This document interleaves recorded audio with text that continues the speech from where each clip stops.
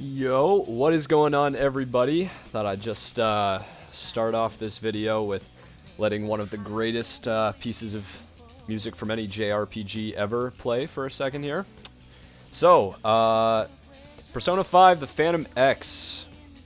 It's a game that I've been playing since it launched.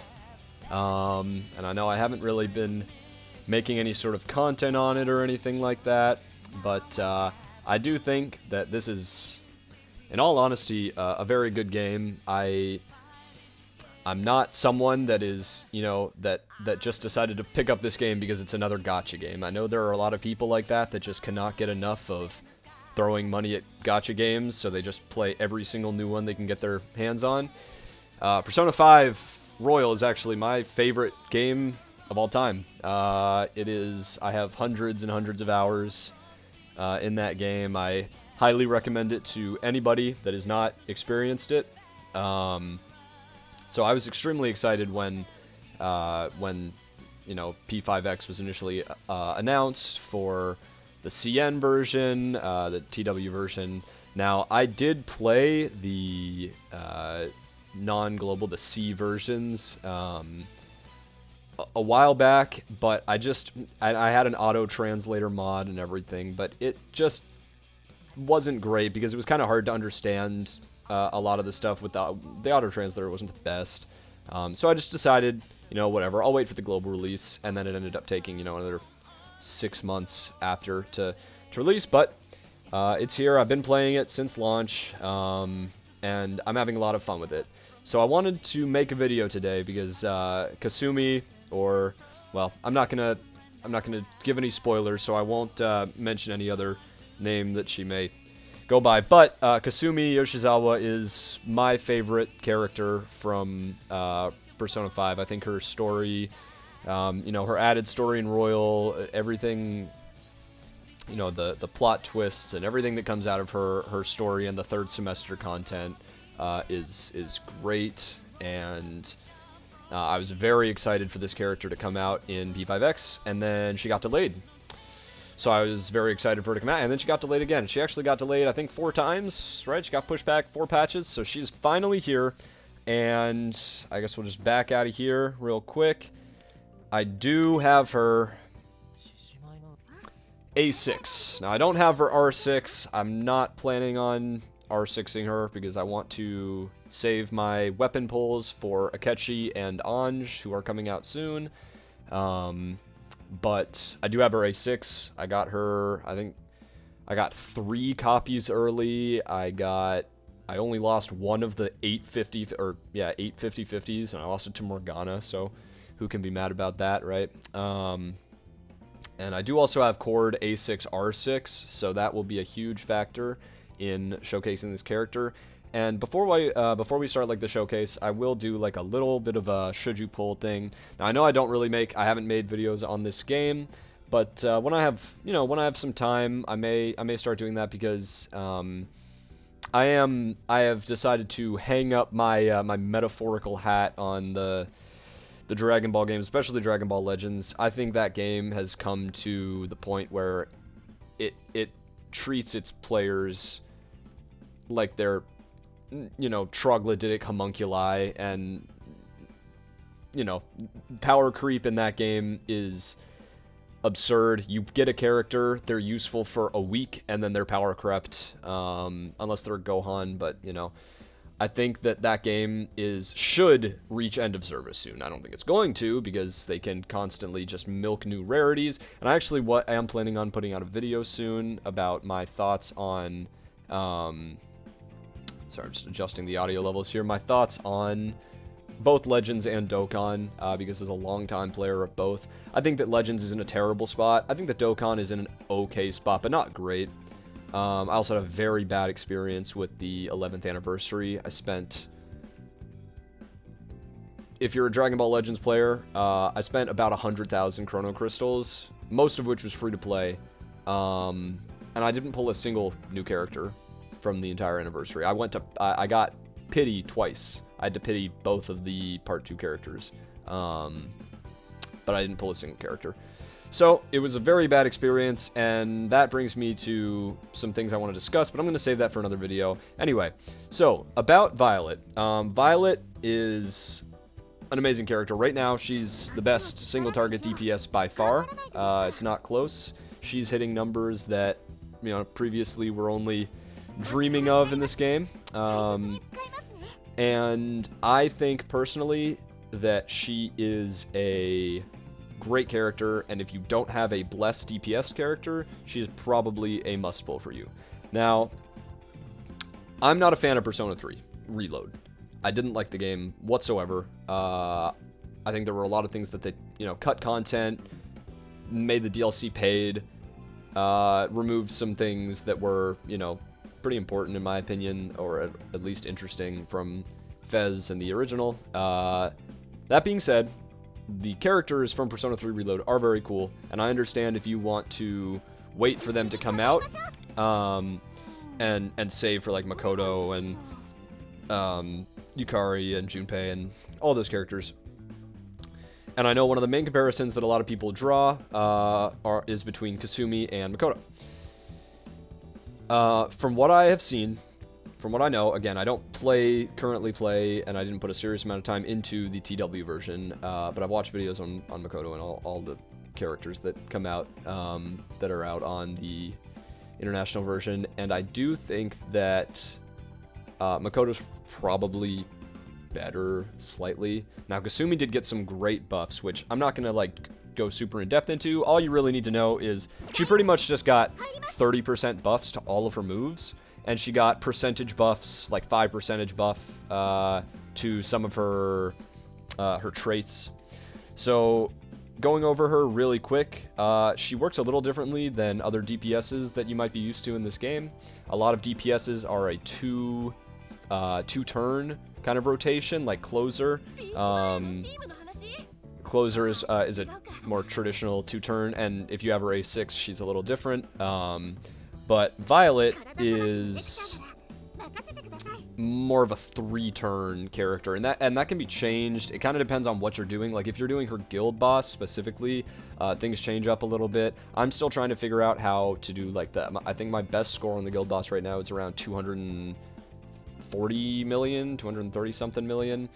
But I've seen people hit significantly higher, and I mean, I do have her A6, so there's some little bit of strategy that I think I need to implement there to get a little bit better of a score. But I'm going to go over what I know right now about the boss, and I mean, again, it's a very competitive score. I think I'm top 200 or so.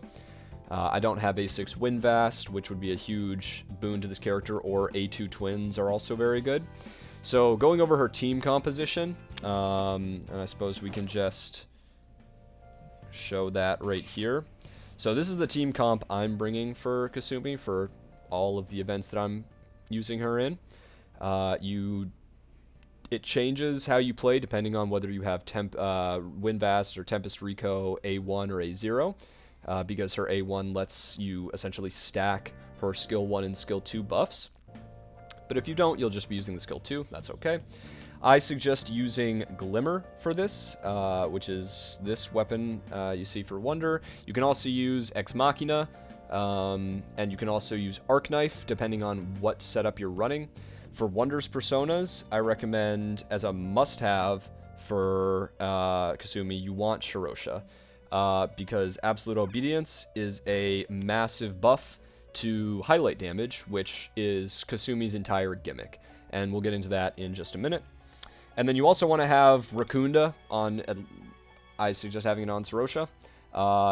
This comes into play at a specific turn in your rotations, and you want to use it in tandem with Shirosha's highlight, so definitely put this on Shirosha if you can. My Shirosha isn't built like great or anything. I have Agility Master to up his speed, so Wonder goes earlier. But this persona is essentially a must run if you're using Kasumi. He builds up a buff when your allies use highlights, which again, highlight Kasumi. Kasumi also builds up when your teammates use highlights. You can increase their bless damage that the foes take and decrease their defense, so he's a must run. Dionysus, just the safe pick for crit buffing. This character never falls off. This persona never falls off, essentially, because of how he buffs critical. And then Vishnu, if you're using Winvast. If you're using Twins, I don't have them. I think literally the only 50-50 I've lost in this game was to Twins, and I didn't feel like spending any more, because when Twins came out, we all thought that Kasumi was going to be the next character, and then it ended up that she wasn't. But if you're using Winvast and you have her A1 and you're using her with Kasumi, I would say use Vishnu. Now, and I'll talk about why when we get to that.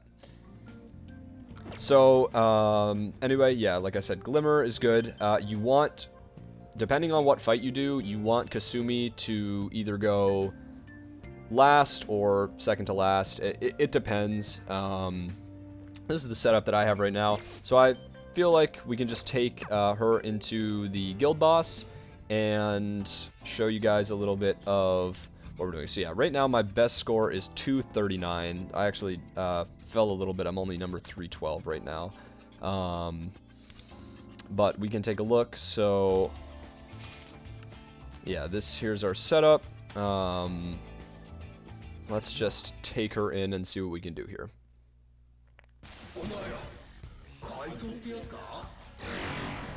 So he hits us with a little debuff here. I'm going to turn down the audio just a little bit. There we go. Okay. So when you're running this guild boss, it's kind of a little bit weird on how you do it. And again, I think that there are some changes that I need to make to my rotations. But for now, you kind of just want to start with skill 2. You don't want to use Vass or Rico's skill 3, turn 1. And then you want to just kind of go for, you can go for Rebellion or Revolution, or you can guard here, depending on if you'd rather use with your skill with Cord or with Wonder. I'm just going to do it with Wonder, and I'll just give her Rebellion. And then with Cord, we're just going to guard, because we don't want Kasumi to do too much damage. We want the boss to be able to survive a couple of hits. And do this. We are going to hit her with the skill 3 now.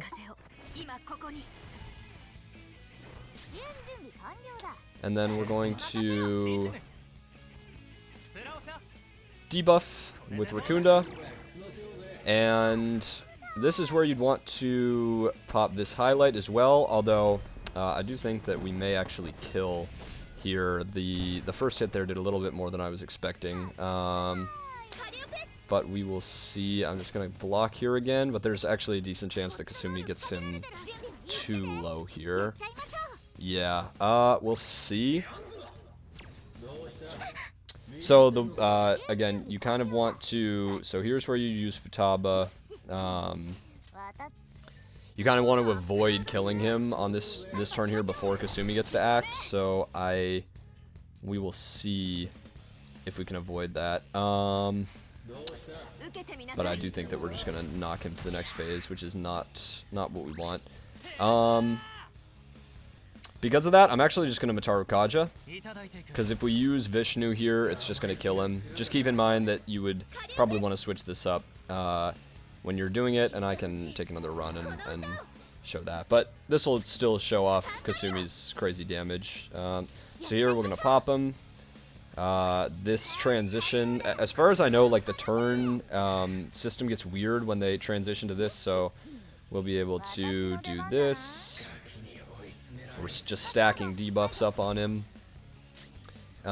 Here's where we can Winvast, highlight, buffer up some more, toss another skill 3.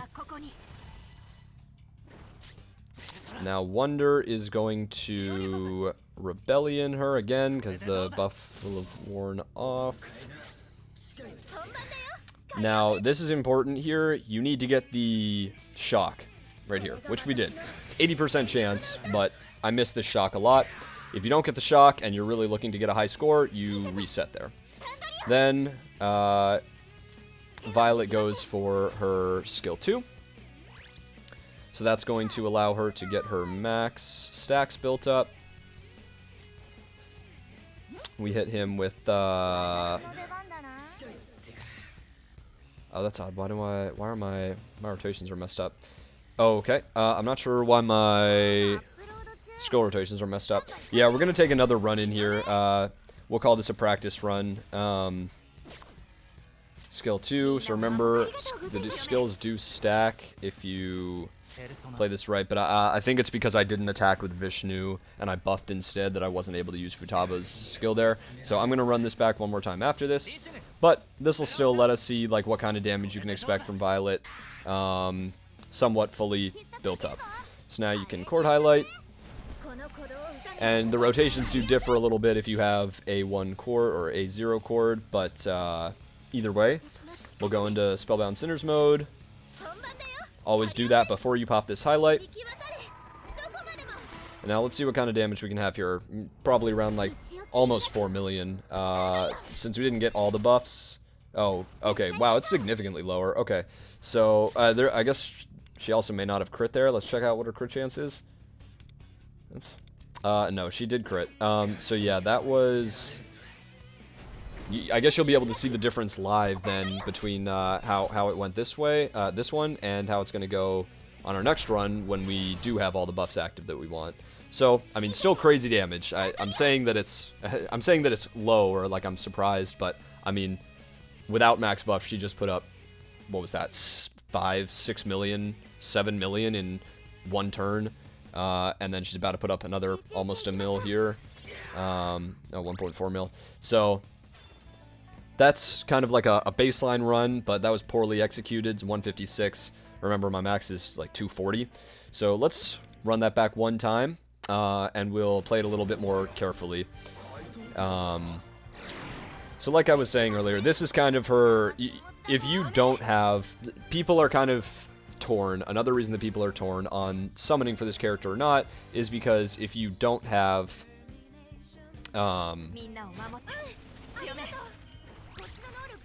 Oh, okay. I guess I got some die. If you don't have Chord, people are like, should I pull her? Should I not? Should I wait? If you do not have Chord, I can't really tell you in good faith to pull for this character, just because Chord gives her so much. And Chord makes her so much more fun. Now, if you like Kasumi, if Kasumi is your favorite character, no one is going to tell you not to pull for a character if it's your favorite character, right? Kasumi is my favorite character. But I can't say that it's a great idea, especially like account longevity-wise, to choose pulling, especially if you're missing other characters. Like Futaba is coming back soon. Now, Futaba does get somewhat power crept by Ange, who is coming out in a couple patches, but it's never a bad thing to have more navigators, because... you know, for different reasons, like the Astrolab, and it's never a bad thing to have more navigators. So I can say that if you are looking for account longevity, you'd probably want to focus more on Futaba if you don't have Chord, or even Haru. But again, if you are a big fan of... I'm just going to guard here again. If you are a big fan of Kasumi, pull her, right? So see, you can see here we left him with a little bit more HP, and that's very important, because that's going to let us buff up a little bit differently. So first of all, we're going to be able to go with Futaba's 2 to her 1 into her 3, which we weren't able to do last time. That's the reason our damage was so much lower than it's going to be this run. It also lets us hit the boss with this, her Vest 1, and then we can hit him with Vishnu's skill 1, reset the Windswept, and hit him with the Goodwill Doll, or Wind and Nirvana, whichever one of the buffs is the extreme defense decrease. Now you want to Unison Notes Kasumi, and then Kasumi's going to kill here. We're essentially just all building up to that final turn, which is kind of what Kasumi is doing in any event. She's typically just building up to the big turn, and again, she works a little bit differently. It takes her multiple...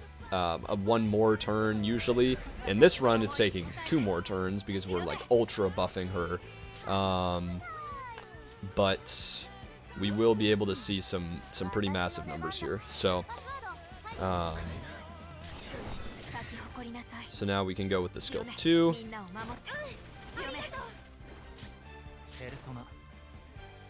And we hit him with, we hit Kasumi with Rebellion. Cord has to shock here. She gets the shock, that's great. And then Violet puts Invitation on Cord. And now on our final turn, we're going to hit him with Data Link Established, get the the extra weakness damage. Do the skill 3. You can do skill 3 into skill 2 or 2 into 3. I don't think it's really a big difference. I guess I would have to test it to check.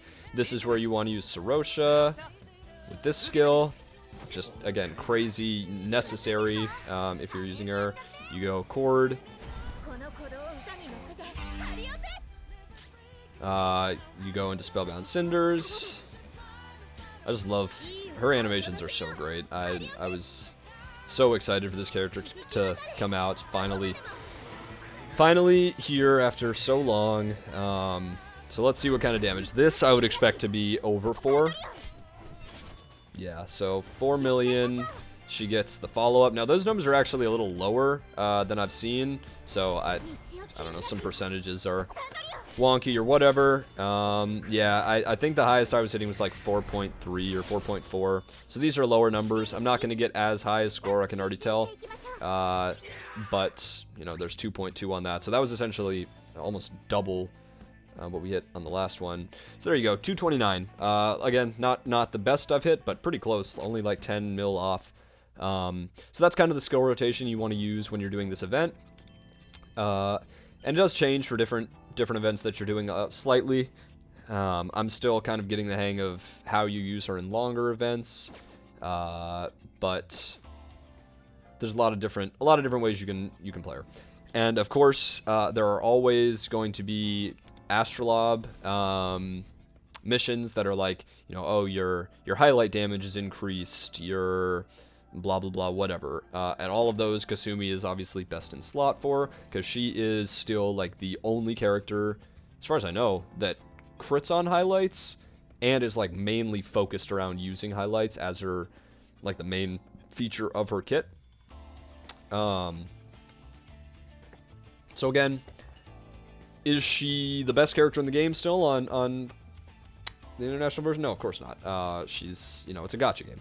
But she, especially with her buffs, she is still, even in the TW version, she's still extremely competitive in a lot of events. Super high damage dealt, like she's putting up numbers that a lot of characters can only dream of. And I mean, you know, it's a P5 character, a royal character, I guess. So, you know, she's got that incentive. She's quote unquote one of the Phantom Thieves, so people are gonna be happy to have another one of those for sure. Now,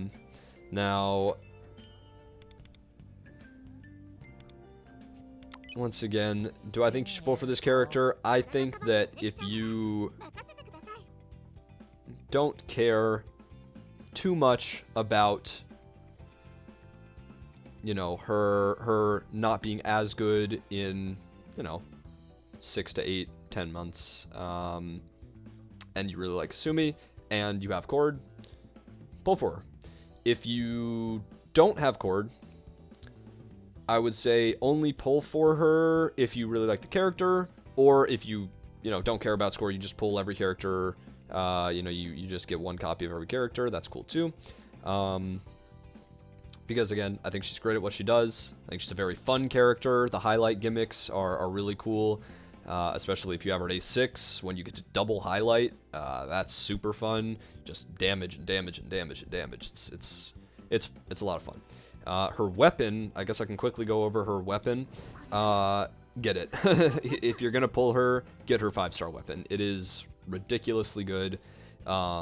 She just gets flat 36% crit buff, which goes all the way up to like 60%, 70% crit if you max it out. At some point, maybe I'll max this out. I probably will, but not at the moment. All the way, yeah, so it goes all the way up to, she gets 40% attack when she gets a step. That starts off at 21%. So essentially, all of these numbers double when you get it maxed out. So you get damage when you get one of your step or posture if you played on the TW version. That's just the buff she gets when she uses her skill 1, or when her skill 1 activates as a follow-up. And then when somebody other than her activates their highlight, you get a glass slipper stack, which is an extra stack, and that gives her a flat damage buff, which stacks. When you get 2 stacks, it increases your highlight damage by an extra 30%, which goes, I think, all the way up to 60, right? Yeah, pretty much. So if you are trying to decide between her weapon and her A1, so her A1 is you get an extra turn on Dance Partner, and you increase your crit rate by 15% for 3 turns.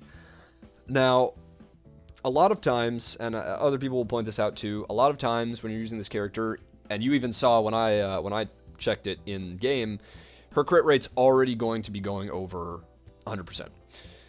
And unless you have, you know, A6 Winvast or Tempest Rico, you're not really going to be over. You can't go over 100%. It's just 100%, right? Anything above that doesn't matter. So this is a very good ability, right? But it's not the strongest A1 ever. So honestly, between A1 and the weapon, I would go for the weapon. She's already, her A0 is already really strong. I think it's one of the nicest things about the character is how strong her A0 is. Her A2 is just a big attack buff and crit damage buff. This is insanely good. I would say her A2 is much better than her A1. So if you want this, this could be a good place to stop, because after that, you know, you have your move buffs. This is kind of a niche thing. It's really not that useful, because a lot of events, you know, she'll dodge this essentially gives you a guaranteed dodge after you highlight. But in a lot of events, a lot of fights, whatever, you got multiple bosses, multiple enemies, they're attacking multiple times, so even if she dodges the first one, she still gets hit the second time, and it might still be something that knocks her down anyway. Now, if she dodges an attack that was going to knock her down, that's great. That's always a win. It's happened to me. Well, I mean, I can assume, I guess I don't know, unless it would have hit me, but like if you're taking weakness damage, then it's can be very helpful. The main part about this is that when you have 4 of your your step stacks, you get a 50% buff to your highlight, which is insane. Obviously, that's a huge increase to your damage. So again, if you're someone that cares about damage, and score, this is very important. This is just more skill level up. Now, her A6, it's not very complicated. A lot of characters have very complicated A6s. Hers is not. She just gets 2 highlights. The second one does 80% of the original, so 20% less damage. But instead of thinking of it as 20% less damage, you can think of it as 80% more damage. So essentially, she's just getting an 80% buff to her highlight damage, is what this is, essentially. So it's insane, obviously. I have so much fun with this. And then it also gives the buff of not automatically ending.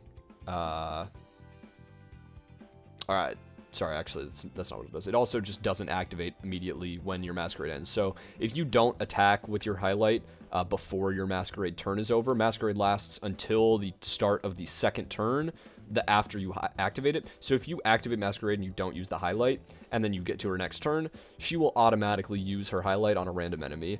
All this is saying at the end is that the second one will not go off. So you always want to use your highlights, but you're always activating them the second you go into Masquerade, or right after, you know, you go into Masquerade, you use the cord catchy hook, do that highlight, then you do your other 2 highlights. One way or the other, you're doing them. So her A6 is really fun. I have a ton of fun with this. I mean, I had planned to A6 this character, you know, from day 1 of the game, and I'm very glad that I was able to do so. Again, I got very lucky. I hope that everyone that tries for it gets super lucky as well. But anyway, I don't want to drag this video on too long. I just wanted to give everybody a look at what this character looks like at A6.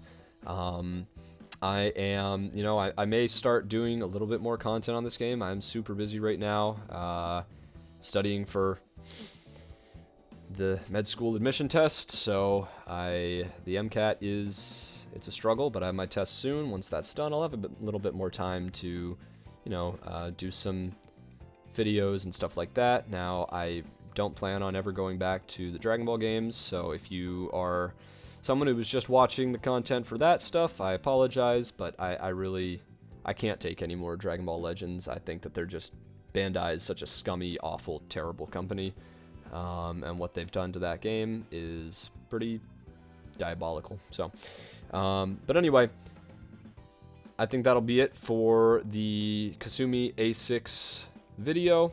Let me know if you guys have any questions. I guess one more thing that I will do before I leave is I will show you her build for the revelation cards.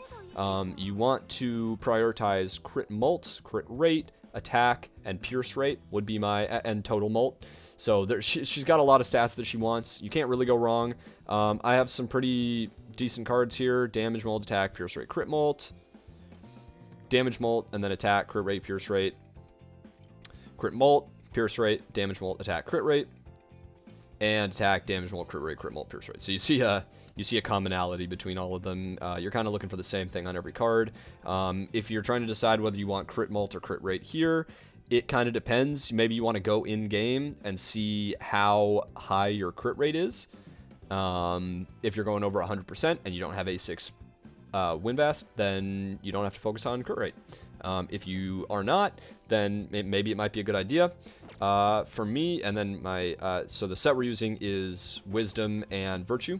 So you get the Bless damage. You get more Bless damage if your HP is 50% or higher, which it pretty much always is. And then when you use a Highlight, you get extra damage. So all good stuff for her. Literally everything she would ever want. I think my Wisdom card, I was not able to get like a super good one of these that I was happy about. Damage molt and crit molt are good, but I would have liked to have some either, you know, crit rate or attack or whatever. But this is fine. So again, her main stats, you want her attack up, you want her crit molt really high, her total molt, and her crit rate. I would say crit rate, crit molt are the more important ones, because again, everything she's doing is focused on her critting. That's why you want to use like the crit personas for Wonder.